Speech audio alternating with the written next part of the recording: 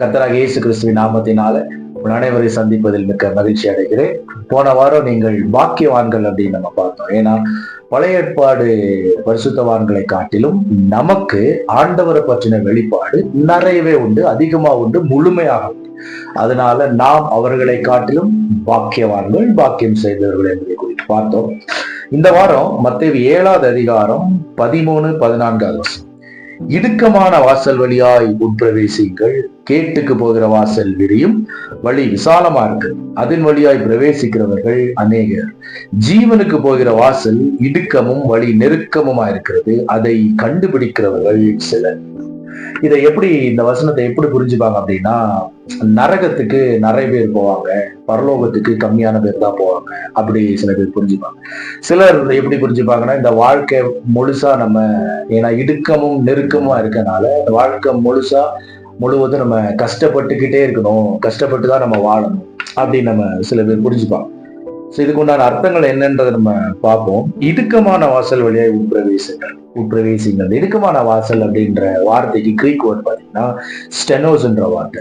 இந்த ஸ்டெனோஸ் அப்படின்னா நம்மளுடைய மைண்ட் செட், நம்மளுடைய மனநிலையை குறிக்கக்கூடிய ஒரு வார்த்தையா இருக்கிறது ஸ்டெனோஸ். ரெண்டாவது, ஜீவனுக்கு போகிற வாசல். ஜீவன் அப்படின்ற வார்த்தை கிரீக்ல ஜோயேனா காட் கைண்ட் ஆஃப் லைஃப், அதாவது கடவுளை போல வாழ்ற ஒரு வாழ்க்கை. ஸ்டெனோஸ் அப்படின்னா மைண்ட் செட், மனநிலை. ஜோயே அப்படின்னா கடவுளை போல வாழ்ற ஒரு வாழ்க்கை. இந்த ஸ்டெனோஸையும் ஜோயையும் நம்ம சரியா புரிஞ்சு கொண்டா இந்த ரெண்டு வசனத்துக்கு உண்டான அர்த்தம் என்னது அப்படின்றத நம்ம தெரிந்து கொள்ள முடியும். ஸோ ஃபர்ஸ்ட் ஜோயை குறிச்சு பார்ப்போம். ஜோயே அப்படின்றது கடவுளை போல வாழ்ற ஒரு வாழ்க்கை. இது ஒரு ஆற்றல். அதை பாத்தீங்கன்னா 1 யோவான் 5வது அதிகாரம் 12வது வசனத்துல பாத்தீங்கன்னா, குமாரனை உடையவன் ஜீவனை உடையவன். அதாவது இயேசு கிறிஸ்துவை உடையவன், இயேசு கிறிஸ்துவை ஏற்றுக்கொண்டவன், அவனுக்குள் ஜீவன் இருக்கு. சோ நமக்குள் என்னது இருக்கான்? ஜீவன். அந்த ஜீவன் என்னது? ஜோயன் என்னது? காட் கைண்ட் ஆஃப் லைஃப், அதாவது கடவுளை போல வாழ்ற ஒரு வாழ்க்கை நமக்குள்ள இருக்கு. சோ நமக்குள்ள இருக்குன்னா எங்க இருக்கு அப்படின்னா, அது ஆவியில, ஆத்துமால, நம்முடைய சப்கான்சியஸ்ல அது இருக்கு. சோ நமக்குள்ள ஒரு ஆற்றல் இருக்கு. நான் சொல்றேன், உங்களை பார்த்து நான் சொல்றேன், உங்களுக்கு ஒரு ஆற்றல் உண்டு. அந்த ஆற்றல் உங்களுக்குள்ள இருக்கு. சோ எனக்கு ஒரு ஆற்றல் உண்டு, நமக்கு ஒரு ஆற்றல் உண்டு. அந்த ஆற்றல் நமக்கு உள்ள இருக்கு. நமக்கு உண்டான ஆற்றலை நம்ம தெரியாதனாலதான் வெளியில நம்ம என்ன பண்ணிட்டு இருக்கோம்னா தேடிட்டு இருக்கோம். நம்ம எல்லா பிரச்சனைகளுக்கும் தீர்வு அந்த ஆற்றல்ல தான் இருக்கு. நம்ம வாழ்க்கை எதிர்காலம் செழிப்பா இருக்கிறதுக்கு உண்டான வழியும் அந்த ஆற்றலுக்குள்ளதான் இருக்கு. அந்த ஆற்றலுக்கு பேர் தான் ஜோயே. அந்த ஜோயேக்கு தமிழ் அர்த்தம் தான் ஜீவன். அந்த ஜீவன் என்னன்னா கடவுளை போல வாழ்கிற ஒரு வாழ்க்கை, கடவுளை போல வாழ்கிற ஒரு வாழ்க்கை. சோ இந்த ஜீவன் நமக்குள்ள இருக்கு. நமக்குள்ள இருக்கக்கூடிய இந்த ஆற்றலை, நமக்குள்ள இருக்கக்கூடிய இந்த ஜீவனை நம்மளுடைய மனதின் வழியாகத்தான் போய் கண்டுபிடிக்க முடியும். அதான் ஸ்டெனோஸ். சோ நம்மளுடைய மனதின் வழியாக நம்ம ஒரு ஜேர்னி இருக்கு, ஒரு டிராவல் இருக்கு, ஒரு பயணம். நம்முடைய மனதின் வழியாக நமக்குள்ள செல்கிற ஒரு பயணம் இருக்கு. அந்த பயணத்துக்குள்ள போய்தான் நமக்குள்ள ஒரு ஆற்றல் இருக்குன்றதை நம்ம கண்டுபிடிக்க முடியும். புரியுதுங்களா? சோ ஃபர்ஸ்ட் நம்ம மனதின் வழியா நமக்குள்ள இருக்கக்கூடிய ஆற்றலை நம்ம கண்டுபிடிக்கிறதுக்கு, அந்த ஆற்றலை யாரு தந்தாரோ அவரை பற்றி முதல்ல தெரிஞ்சு கொள்ள வேண்டியது அவசியமா இருக்கு. புரியுதுங்களா? சோ இயேசு கிறிஸ்து தான் இந்த ஆற்றலை நமக்கு தந்தது. இயேசு தான் அவருடைய ஜீவனை நமக்கு தந்தது. அப்ப இந்த ஜீவனை நாம் கண்டுபிடிக்க வேண்டும் என்றால் இந்த ஜீவனை தந்தவரை தெரிந்து கொள்ள வேண்டும். அவர் எப்படிப்பட்டவர்னு தெரியும். அப்ப இயேசு எப்படிப்பட்டவர்ன்றத முதல்ல நம்ம தெரிஞ்சுக்கணும். அப்ப இயேசு எப்படிப்பட்டவர், இந்த உலகத்தில் அவர் வாழும் பொழுது எப்படி வாழ்ந்தார். சோ நம்மளுடைய மனநிலை, அவருடைய மனநிலை, இந்த ரெண்டையும் கம்பேர் பண்ணிப்பாங்க. நமக்கு பயம், இயேசுக்கு பயம் இருந்ததா? பயம் கிடையாது. ஆனா நமக்கு பயம் இருக்கா? பயம் கண்டிப்பா இருக்கு. இயேசுக்குள்ள அவருக்கு மூட நம்பிக்கைகள் இருந்ததா? இல்ல. ஆனா நமக்கு இருக்கா? கண்டிப்பா இருக்கு. உதாரணத்துக்கு ஏதாவது ஒரு பிரச்சனை வருது நம்ம வாழ்க்கை, நோயாகவோ அல்லது பிசினஸ் டவுன் ஆகுது, அல்லது பண பிரச்சனை, கடன் பிரச்சனை, அவமான பிரச்சனை, ஏதாவது ஒரு பிரச்சனை நம்ம வாழ்க்கையில வருது. இந்த பிரச்சனை வந்த உடனே அந்த இன்ஸ்டன்டா நம்ம மனதுல யோசிக்கக்கூடிய சிந்தனை என்னது?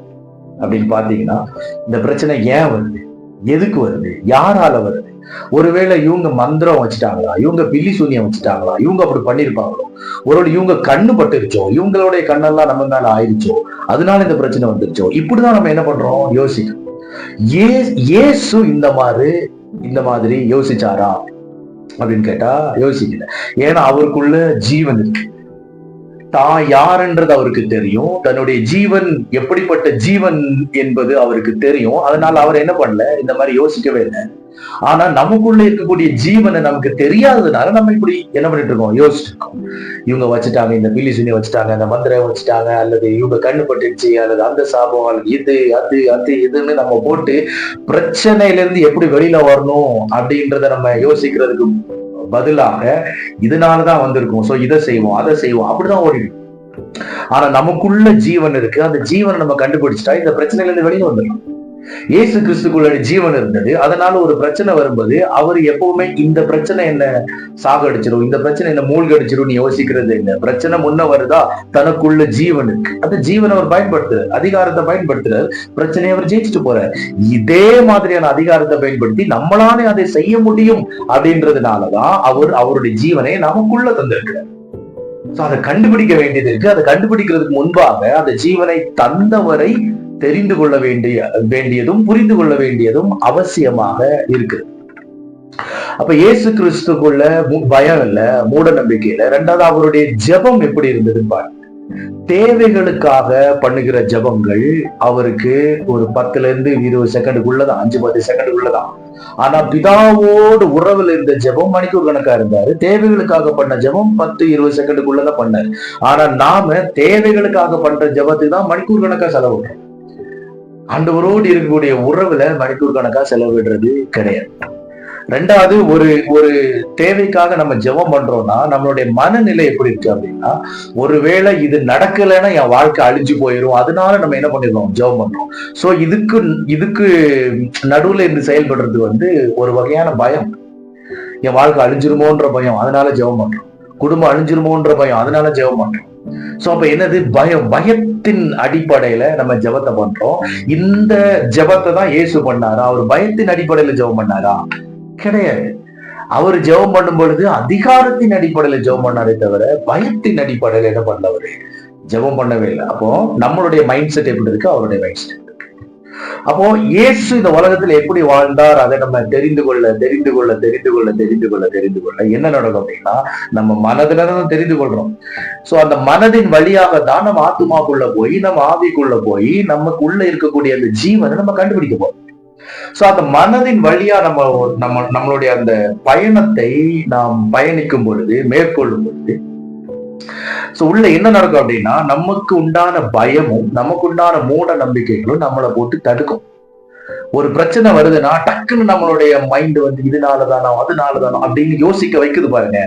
அதுதான் இடுக்கமான வழி, நெருக்கலான வழி. அதுதான் இடுக்கமும் நெருக்கமுமான அந்த பாதை. எப்படின்னா, நம்ம மனதுல ஜீவனை கண்டுபிடிக்க உள்ள போறோம். ஆனா நம்மளுடைய பயமும் நம்மளுடைய மூட நம்பிக்கைகளும் நம்மளை போட்டு தடுத்துக்கிட்டே இருக்கும். சோ நாம என்ன பண்ணோம் அப்படின்னா, அந்த மூட நம்பிக்கையை கட் பண்ணி எறியணும், பயத்தை கட் பண்ணணும், மூட நம்பிக்கையை கட் பண்ணணும். ஏன்னா இந்த மாதிரி எண்ணங்கள் சின்ன வயசுல இருந்தே நமக்குள்ள அதை ஃபீட் பண்ணிட்டாங்க. சின்ன வயசுலயே நமக்குள்ள அதை உள்ள போட்டுட்டாங்க பாருங்க. அவ்வளவு சீக்கிரமா ஒரே நாள் அது வெளியில போகாது.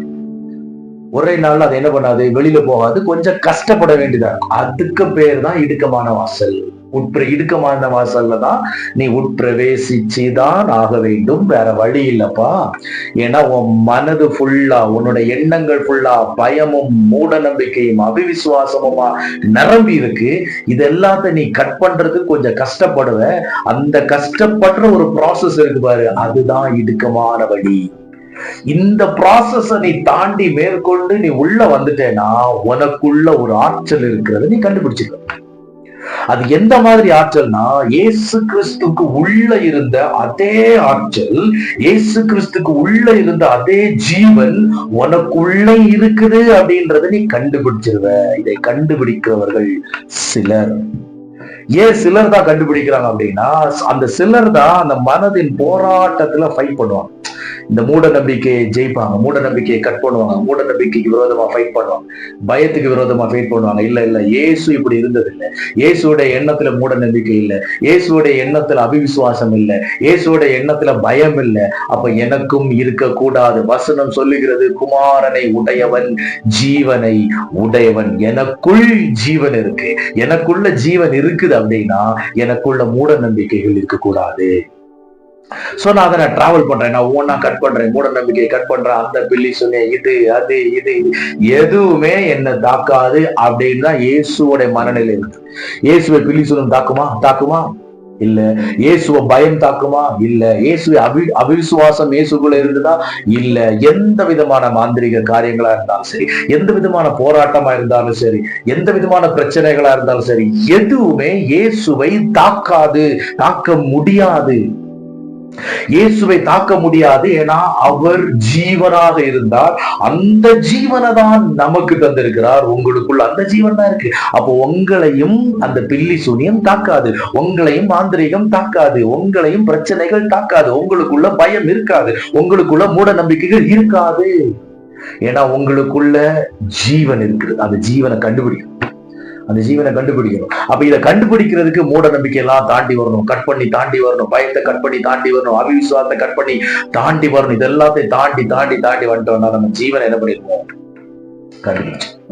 ஜீவனை நம்ம கண்டுபிடிச்சிட்டோம் அப்படின்னா அதுக்கப்புறம் நமக்கு வரக்கூடிய பிரச்சனையை பார்த்து நாம என்ன சொல்ல மாட்டோம், இந்த பிரச்சனை என்ன மூழ்கடிக்காது. இத சொல்லுவோம், பிரச்சனை மூழ்கடிச்சிடும்னு சொல்ல மாட்டோம். இந்த பிரச்சனை என்ன மூழ்கடிக்காது, எனக்குள்ள ஜீவன் இருக்கு, நான் இந்த பிரச்சனை என்ன பண்ணுவேன்? ஜெயிப்பேன். ஜெயித்து நாம் வாழ்வோம். இயேசு கிறிஸ்து உலகத்துல எப்படி வாழ்ந்தாரோ அதே வாழ்க்கைய நாமும் இந்த உலகத்துல வாழ முடியும். இப்ப இத கண்டுபிடிக்கிறவர்கள் சிலர், இதை கண்டுபிடிக்கிறவர்கள் சிலர். நான் திரும்பவும் சொல்றேன், இப்போ இதை எப்படி யோசிக்கிறாங்கன்னா, நரகத்துல அதிகமான பேர் போவாங்க, பரலோகத்துல கம்மியான பேர் போவாங்க. சரியா? பரலோகத்துல கம்மியான பேர் போவாங்க. அல்லது இந்த வாழ்க்கை ஃபுல்லா நிறைய பேர் கஷ்டப்பட்டு தான் வாழணும், ரொம்ப ஈஸியா வாழணும் அப்படின்னா அதுவங்க எல்லாம் நரகத்தின் வழியில போயினா ஈஸியா வாழ்ந்துடலாம். ஸோ அந்த மாதிரி எல்லாம் யோசிப்பாங்க, சொல்லுவாங்க. இப்ப இந்த வசனத்தின்படி நரகத்துக்கு தான் அதிகமான பேர் போவாங்க அப்படின்னா, கேட்டுக்கு போகிற வாசல், கேட்டுக்குன்னா அழிவு, அழிவுக்கு போகிற வாசல் அது விசாலமா இருக்கு, அதன் வழியாய் பிரவேசிப்பவர்கள் அநேகர் அப்படின்னு இருக்கு.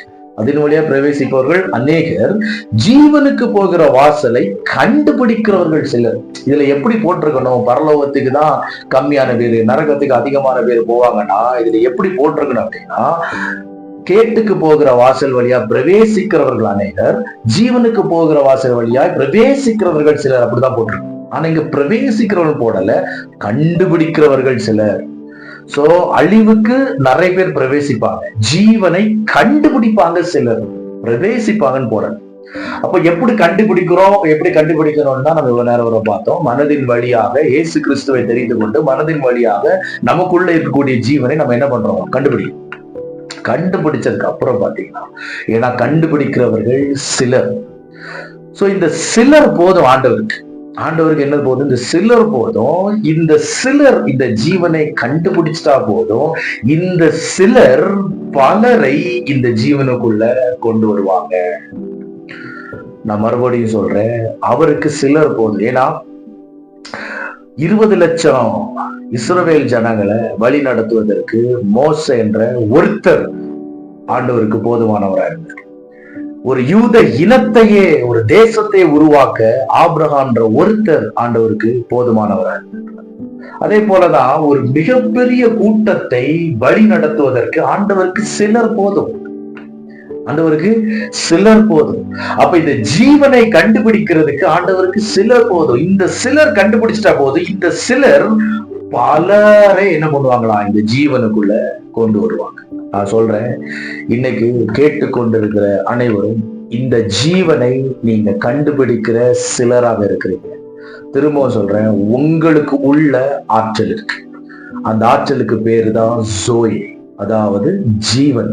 கடவுளை போல வாழ்கிற ஒரு வாழ்க்கைய நீங்க வாழ முடியும். தோல்விகளை ஜெயமாக மாற்ற முடியும். ஏமாற்றங்களை மாற்றி அதையும் ஜெயமாக மாற்ற முடியும்.